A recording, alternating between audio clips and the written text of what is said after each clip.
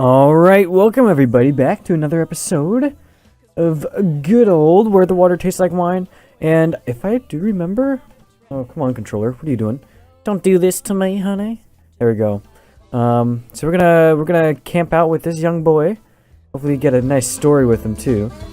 It's nice and late, so this is perfect time. Alright, let's see what this is all about.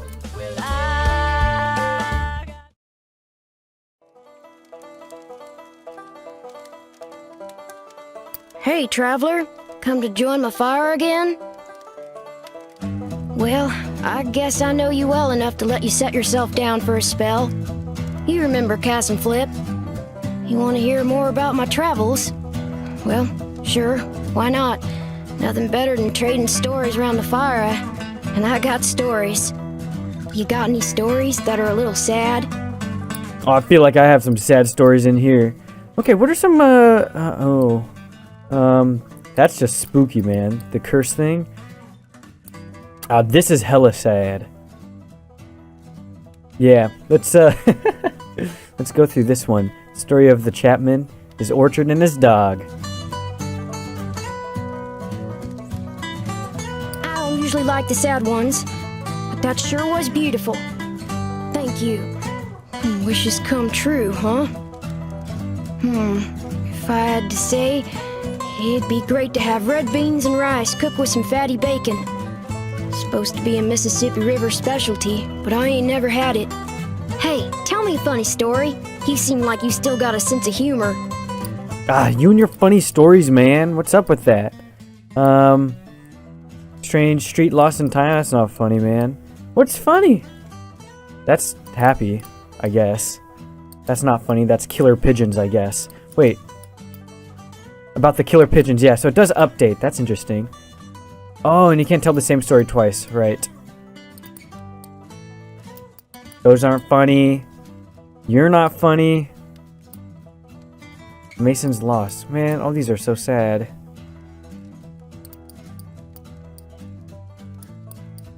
Man, I need some funny stories. I need to get some comedy, man. This is the closest to funny, I guess. And it's not even funny. It's just not bad. Let's go with it. I don't get too much out of tales that are so cheerful. Not enough excitement for me. Freedom. Well, teacher used to talk about freedom like America was eat up with it. But the tramping kind seems to be just about the only real freedom still in supply. Ain't no freedom from an empty stomach or bad weather, unless you're rich. Hey, tell me one of those exciting stories. Ooh, exciting. Okay, I might have one of those. You might like one of those. That's exciting? That's just like spooky, man. The Rider in the Woods. Got some adventures. This is exciting, right? A thrilling story.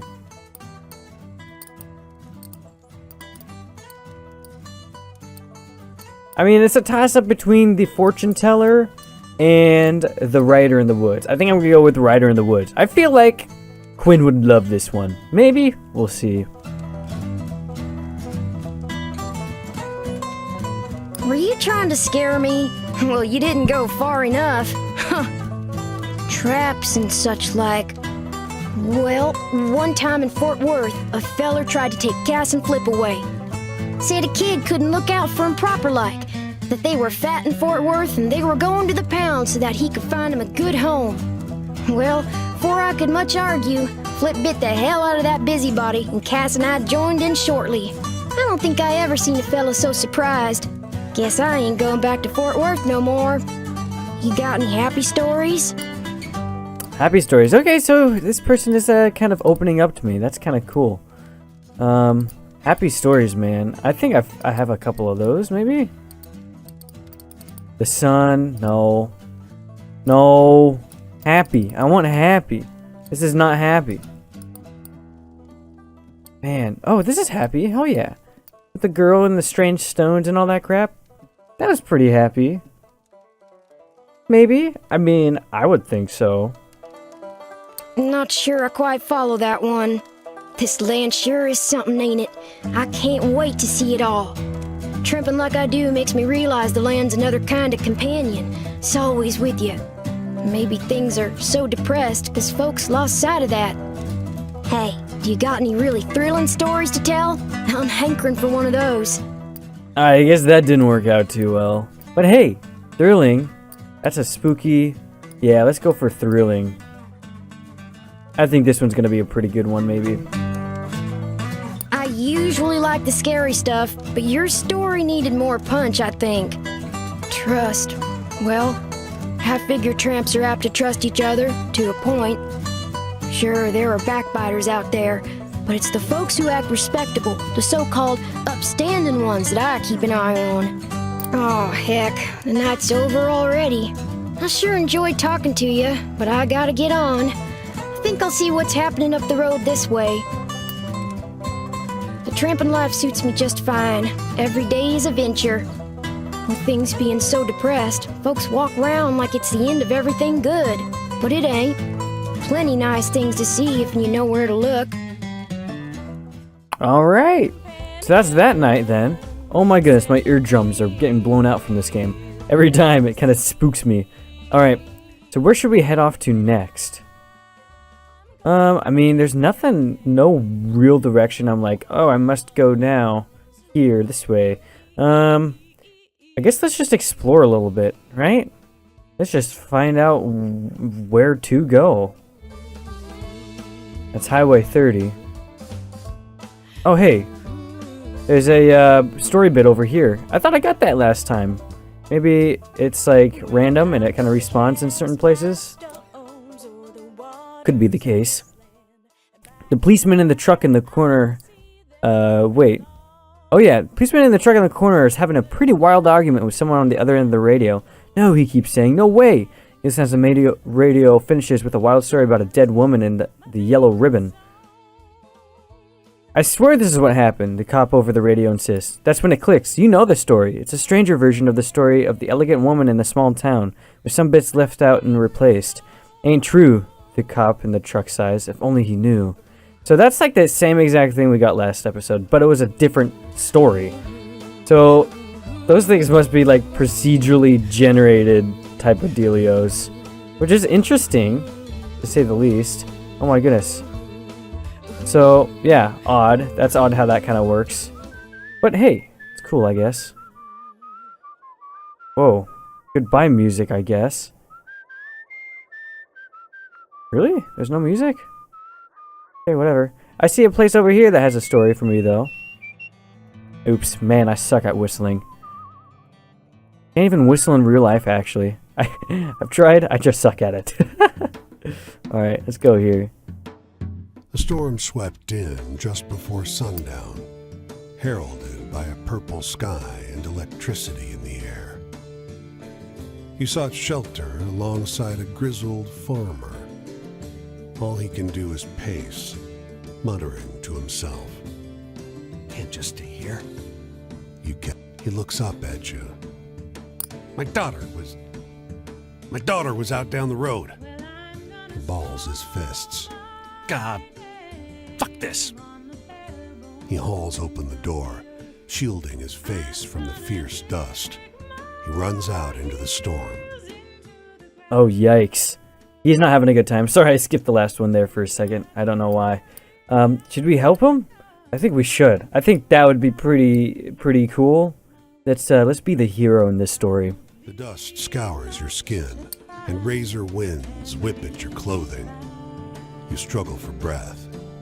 The maelstrom has turned the world murky red. You don't see the farmer. You press on through the storm.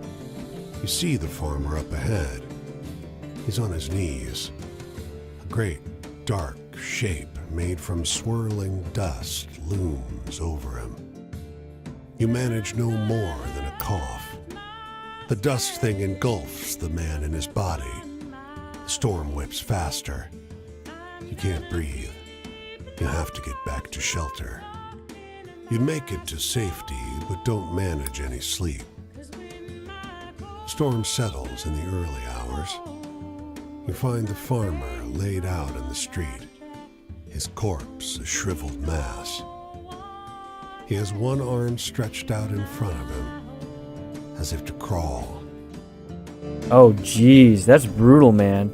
So it took some health damage from that. Interesting. Very interesting how that works. So I'm gonna have to heal that up soon, I guess, maybe. Anyway, let's keep going on. I feel like Columbus is over there. They might have some things in the shop for me to heal back up. The car is a lifeline. Your one hope to escape the encroaching storm. It rattles along a few yards ahead of the storm front, jouncing and juddering, one pothole away from being swallowed by the choking dust. A figure clings to support straps mounted on the back. You grab the straps and haul yourself up. Oh, Shouts the woman on the back. a fellow observer. She's wrapped in a scarf and aviation goggles, juggling a pen and a notebook while hanging onto the unsteady car. The dust scours your face and rips at your clothes. We're not done with our observations. She threads one arm through the straps and makes another attempt to write, but it comes out illegible. Blast it. Get inside and take dictation, will you? You can just go along with it or say you're insane. I don't know. Let's just, okay, you know. You do what you want. I feel kind of safe if I'm inside, you know, maybe? I mean, storm chasers are pretty dope. I'll say that much. You clamber through the open back window, and she hands you pen and notebook. You scribble furiously while she dictates the finer qualities of the dust and wind assaulting the car until her voice is hoarse. That'll do. She bangs on the roof. Judith, let's go. All right, that was interesting. Got some storm chaser action there. Lots of farming in this area. Holy guacamole. Calm down with that stuff. I do see the campfire over there. I might explore a little bit more and then kind of go to that fire and see what's up with it. Oh my goodness. Why is everything dying on me? Don't do this. Let's get the story extension first. This kindly old man sharing the shade under the bridge with you tells a few rambling stories. Some true seeming, some conspicuously less so. All true, he assures you. There's history in this place, going all the way back to Indian times. Strange stuff happens around here. Sure is, he scoffs.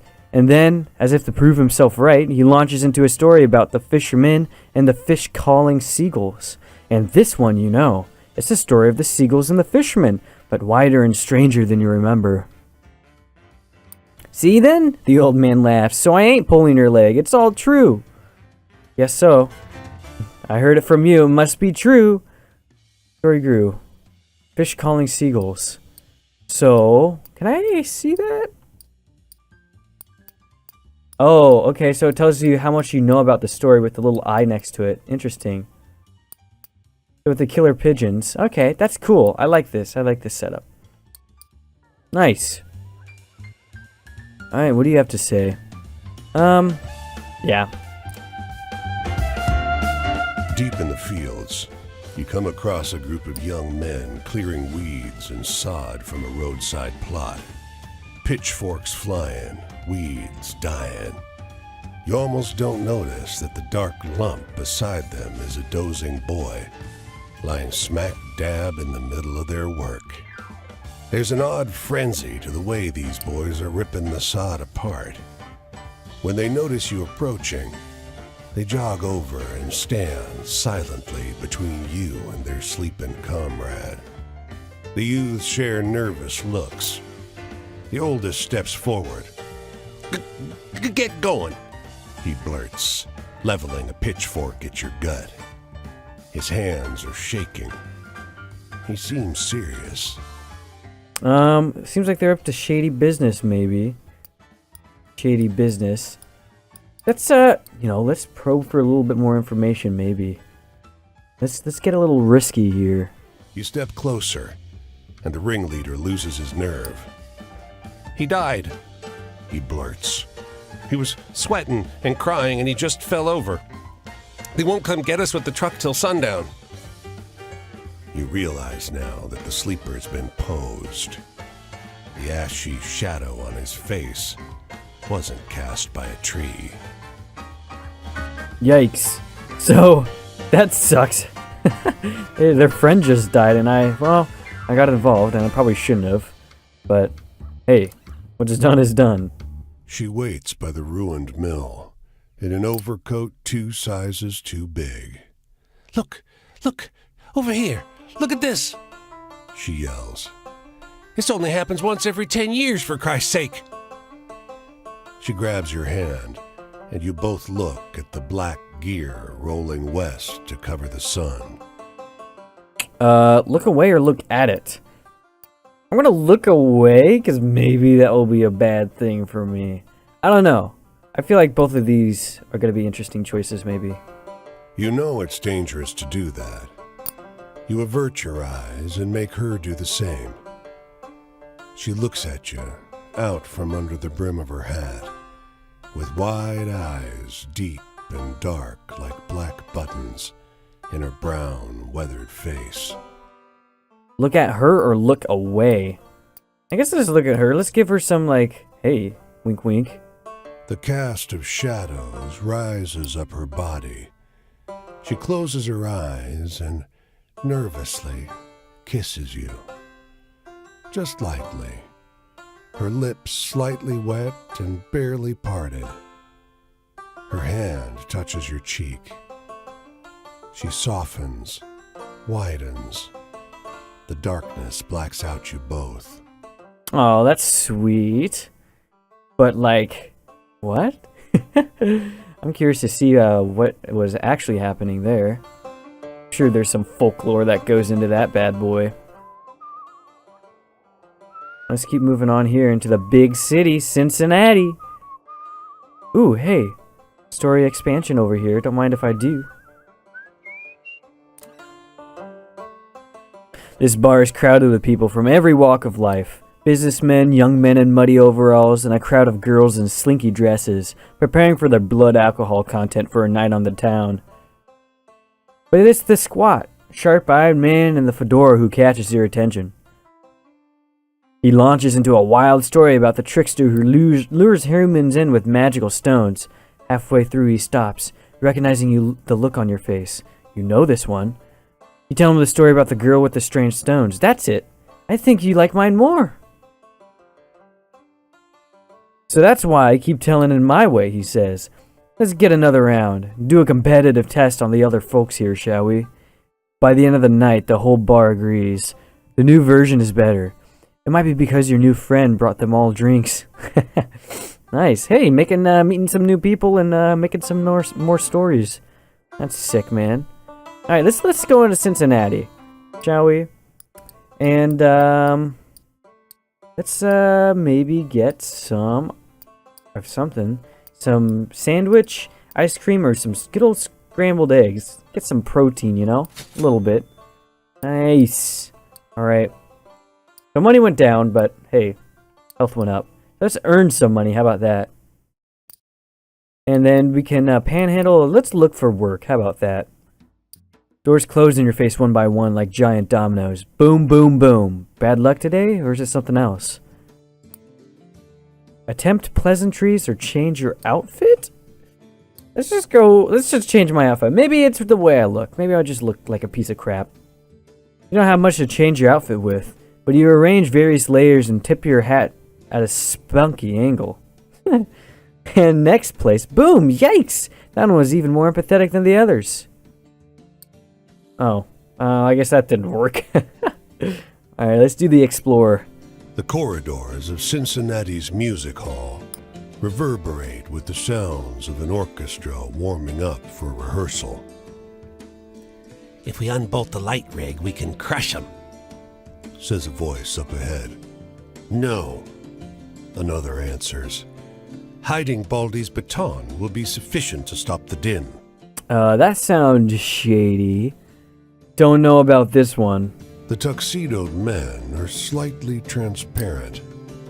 Mustachio on the right has his arms folded. The weaselly one on the left scowls. They start at your arrival. I'm gonna undo those bolts. Weasel feature vanishes into thin air. Damn it all. Says the other man. Oh, do they not know of my presence? It does sound pretty ghosty. Let's, be a little blunt about that, I guess. Are you ghosts? We used to be members of the orchestra until, well, you know. Patrick doesn't care for the new blood. It seems like talent died with us, so he does his damnedest to stop them playing. But I can't allow violence against fellow artists. Help me stop him. This is kind of odd. Are they like ghosts that are like really lonely? So they're like, hey, let's kill people. Let's get some talented people in our ghost gang. Hell yeah. With the right tool, you can banish them from the hall. You see, no spirit can stand the sound of the purest of all instruments. The violin or the piano? That's all the choices I get?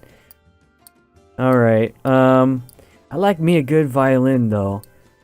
That's pretty dang pure. Maybe, I don't know. Piano's older? Violin's old, too? Let's go with violin. No. No? Really? The banjo, that's a little, country. Maybe. If that's it, that's kind of odd.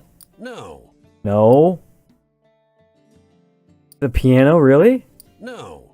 No. Well, am I gonna guess? The octo bass. He shakes his head, exasperated. No. The triangle. The orchestra has one, but their percussionist's a sop. He never hits it right. If you can get there, you can ensure the only thing brutalized here today is Chopin. What the hell? The triangle is the purest instrument? Only I knew, man. The orchestra is midway through practice. They're in dire need of it. The percussionist dozes on his stool. Everyone's oblivious to the muttering from the lighting rig. Rush for the triangle.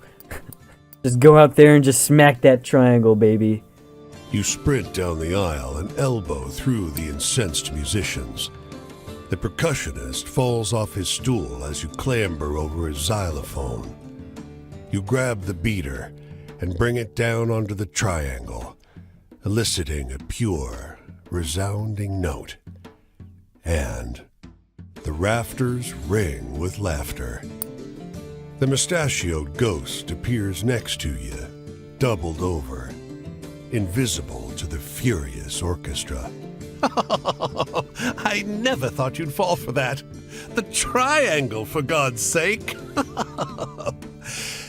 Thanks for shutting them up, though. What an asshole. I got bamboozled, man. What the hell is up with that, man? The mischievous ghosts. Yeah.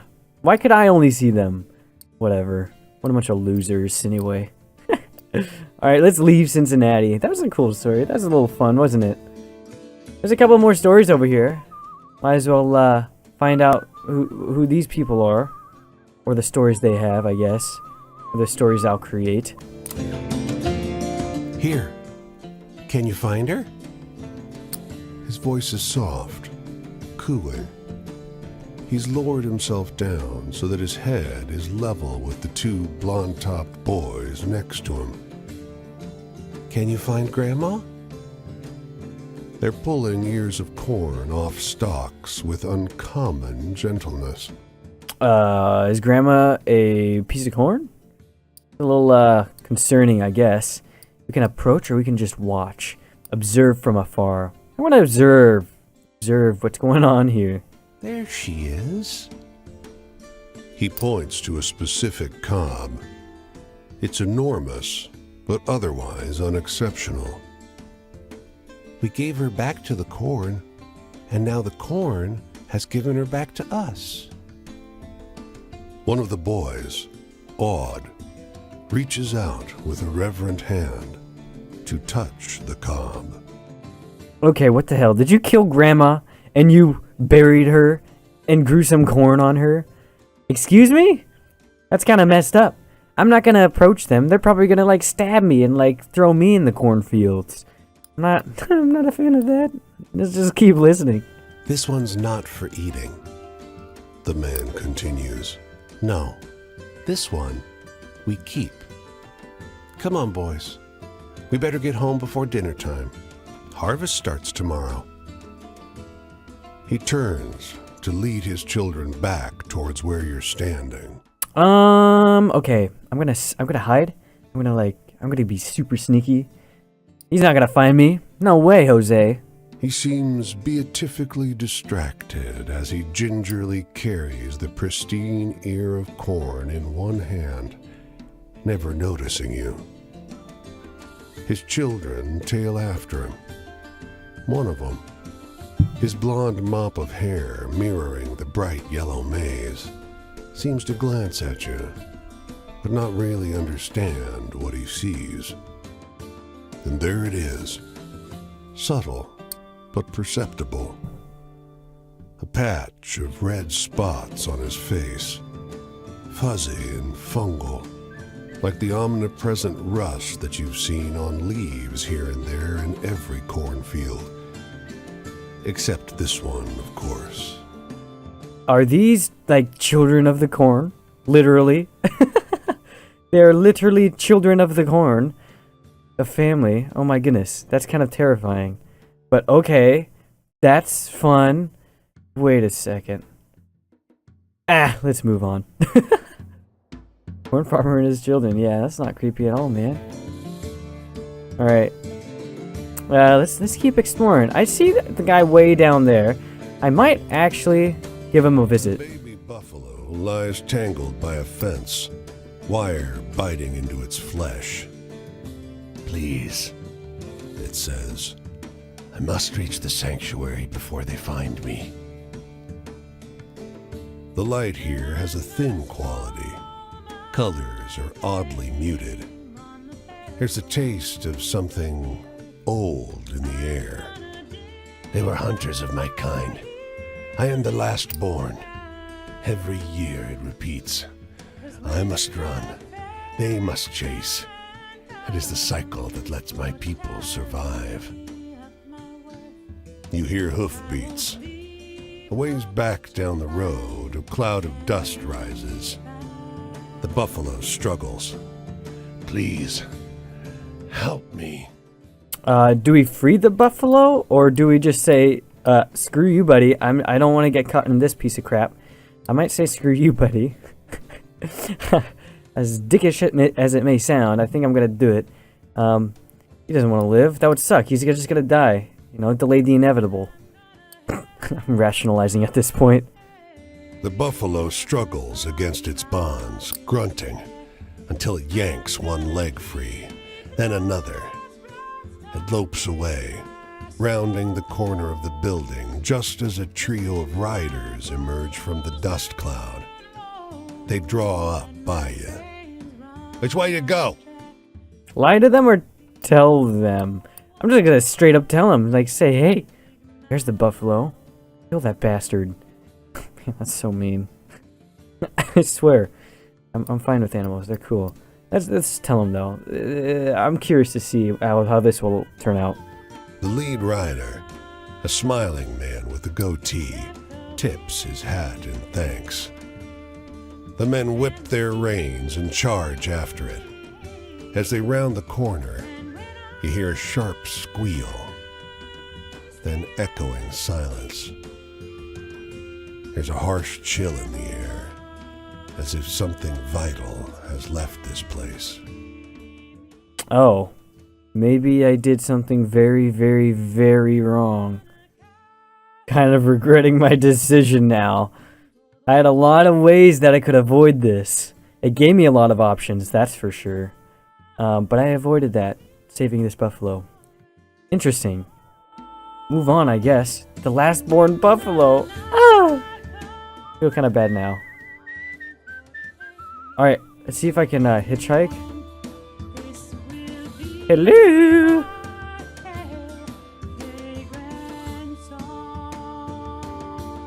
Maybe I just keep walking. Hey! Stop for me, stop! What the? Screw you! Ugh, what a loser. Anyway, I was gonna head over here I think this will actually be the end of the episode. And next episode, I will give this guy a nice chat right next to Cleveland. I think that will be a fun thing to do. Anyway, thanks everyone for watching. Oh my goodness, this series is too good. Can't wait to get into this even a little bit more. But yeah, see you guys next time.